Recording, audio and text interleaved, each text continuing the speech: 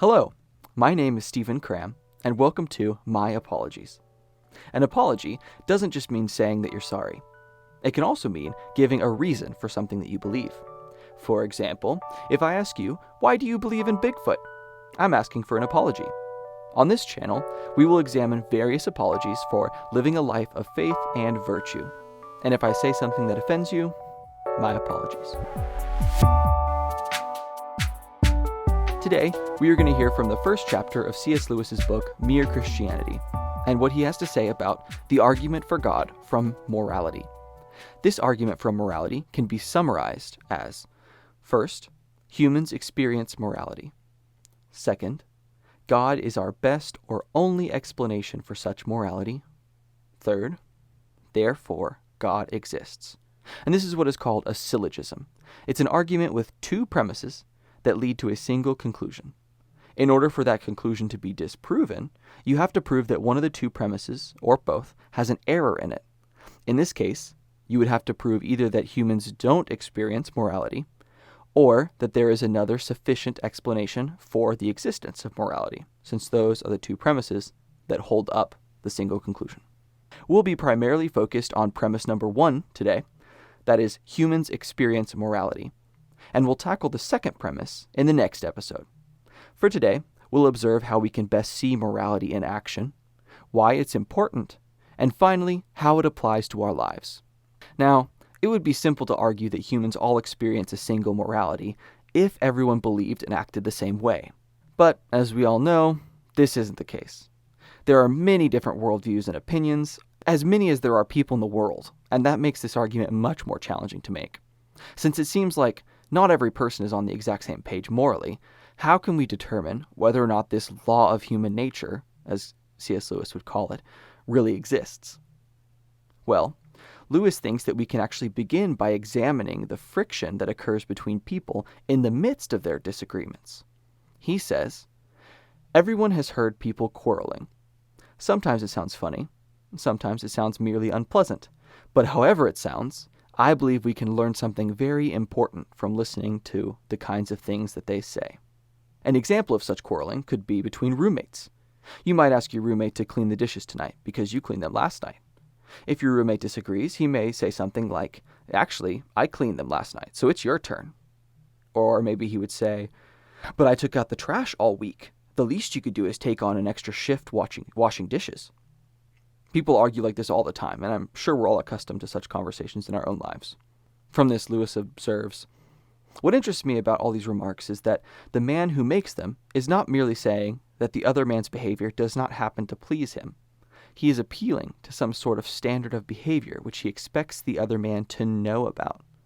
And the other man very seldom replies, to hell with your standard.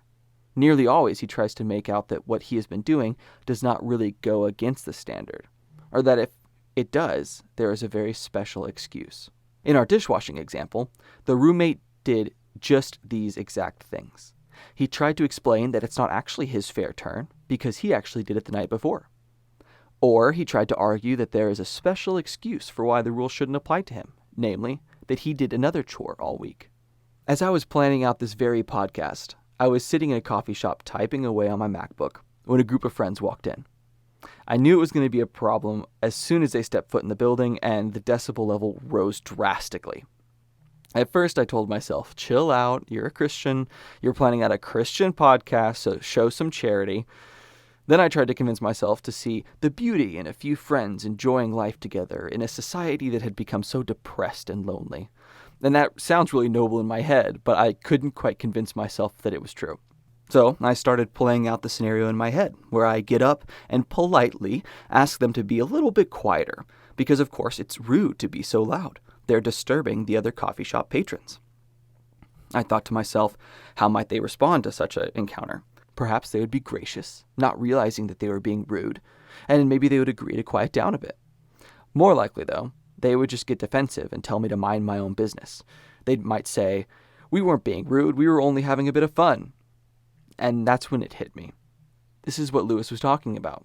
I can't imagine that they would say, we came here to be loud and rude. This is what we think is the right thing to do.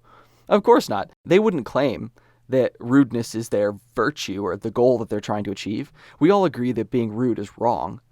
Instead, they would try to explain that what they were doing was not actually rudeness. It was not actually going against the standard that we all agree upon. They would agree that rudeness is wrong, but argue that they weren't being rude at all. The fact that this is actually a true story that happened to me as I was writing this podcast tells you two things. One, that I need to stop going to coffee shops to get work done. And two, that this is how the law of human nature is really important in our day-to-day lives. We all experience it daily, and we just kind of take it for granted. If we didn't have this law working in our minds, as Lewis says, we might end up fighting like animals. He says quarreling means trying to show that the other man is in the wrong. And there would be no sense in trying to do that unless you had some sort of agreement as to what right and wrong are. What comes to mind for me is, have you seen the movie Mean Girls? In it, the main character, Katie, finds herself attending an American high school after being homeschooled in Africa her whole life. The first time she goes into an American mall with her friends, she sees all her classmates mingling and hanging out around this decorative fountain that's in the middle of the atrium. It reminds her of a watering hole back home and all the animals that would go around it. And she starts to actually imagine her classmates as the animals. Some girls are picking bugs out of each other's hair, some are chasing each other around, and two teenagers that are clearly in a fight end up tackling each other into the fountain.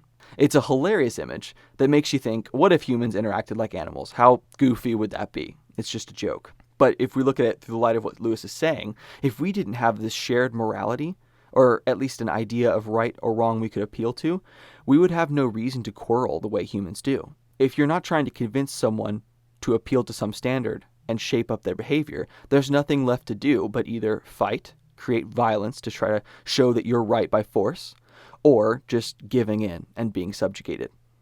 It would be a world in which truly might makes right. In my coffee shop scenario, perhaps it would have ended with me in a coffee-induced rage, leaping over the table and tackling the girl with a particularly high-pitched laugh. Thankfully, it didn't. Praise God for the law of human nature and noise-canceling headphones. At this point, you may be thinking, but there's not a universal experience of morality. It doesn't exist across all the cultures that have always existed. And to this argument, Lewis admits, there have been differences between their moralities, but these have never amounted to anything like a total difference. I only ask the reader to think of what a totally different morality would mean. Think of a country where people were admired for running away in battle, or where a man felt proud of double-crossing all the people who had been kindest to him. Now, I'm sure because you have a great imagination, you can picture in your head people being accepted for doing things such as these. But try to think of a country in which everyone actually looks up to a man who flees from danger, or cheats on his wife, or kills his best friend, or steals something out of the mouth of the poor.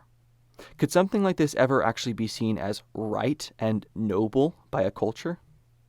Even if you look at the decadence of the Roman Empire, or the human sacrifices of the Aztecs, they didn't have it nearly as wrong as what we're trying to imagine here. There simply has never been a society, tribe, or nation that has operated completely contrary to the law of human nature, or acted like it didn't exist at all. To parse this out further, let's look at an example that Lewis gives to better explain what we're talking about. There are some cultures, such as the Christian-influenced West, in which it's not acceptable to have more than one wife at once. But then you have many tribes and cultures, for example in sub-Saharan Africa, in which polygamy, that is, a man having more than one spouse, is widespread. How can we not say that these are significant differences in how these people are viewing the moral law? But I think this is exactly what Lewis means when he says that there have been differences, but never a total difference.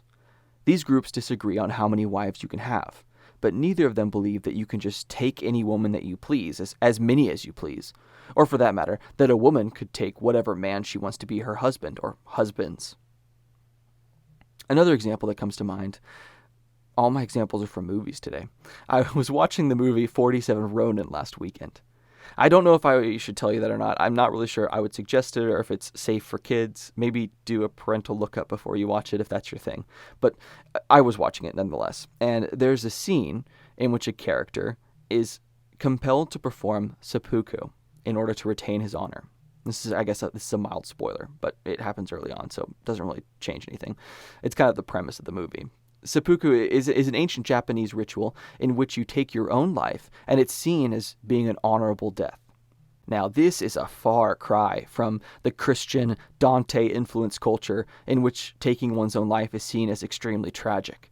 To me, it was shocking to watch this movie and try to wrap my head around this as a scene of honor rather than a scene of horror. This would be a difference of opinion in how an honorable death is achieved. Or maybe, to say it better, a difference in what it means to be brave and exhibit self-sacrifice between the two cultures. These themes of bravery, self-sacrifice, etc., these themes would be universal from feudal Japan to medieval France to modern America. There is not a human culture in which the opposite, being a coward and being totally selfish, is praised. Does that make sense? The values are there. It's just a matter of the way the culture may achieve those values that changes. At most, various cultures, our own included, have experienced what Romans 1:18 and 19 says, which is that they suppress the truth by their wickedness, since what may be known about God is plain to them, because God has made it plain to them. God has placed the law of human nature, this morality, within us. We all operate and argue assuming that it's true, but when it's inconvenient, we either pretend that it doesn't exist to us or we break it. And that leads us to the final point, which is that the law of human nature is the one law of nature that we regularly break. We can't break the law of gravity or the law of chemistry or biology. These things maybe can be objected to, but never broken. If I'm climbing a tree, for example, trying to get back in touch with my childhood, and I fall out of the tree because I'm clumsy, I will definitely object to gravity's pull, but I can't deny it. In contrast, though, the law of human nature, which we all recognize and appeal to, is broken by us every day. To this, Lewis says, I am not preaching, and heaven knows I don't pretend to be better than anyone else. I am only trying to call attention to a fact. The fact is that this year, or this month, or more likely this very day, we have failed to practice ourselves the kind of behavior we expect from other people. And I am just the same. That is to say, I do not succeed in keeping the law of nature very well. And the moment anyone tells me I'm not keeping it, there starts up in my mind a string of excuses as long as your arm. And I love this next line. If we do not believe in decent behavior, why should we be so anxious to make excuses for not having behaved decently? The truth is, we believe in decency so much, we feel the rule of law pressing on us so that we cannot bear to face the fact that we're breaking it. And consequently, we try to shift the responsibility. We believe in decency so much that we cannot bear to face the fact that we are breaking it. And that's why we make excuses and try to get around it. I don't know about you, but that always punches me right in the gut. I love it. So good. I've heard it said this way as well, that if you had a digital recorder hung around your neck that recorded every time you said that someone else ought to do this or that, like she really ought to be kinder to her husband, or he really should stop lying, and you were judged based only off of those statements that you yourself made, how would you do? Do we live up to our own standards of morality that we recognize?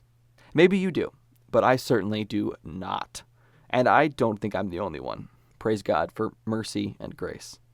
To wrap this episode up, I want to remind us of the three-part argument, or syllogism, that I gave at the beginning. The argument for God from morality. First, humans experience morality. Second, God is our best or only explanation for such morality. And third, therefore, God exists. In this episode, we've tackled only the first part, that is, humans' experience of morality, that human beings all over the earth have this compelling feeling that they ought to act a certain way, and that others ought to as well, but no one actually 100% behaves as they know they should. Next week, we'll look at the second part of the argument, from the next chapter of Mere Christianity, the assertion that God is our best or only explanation for such morality.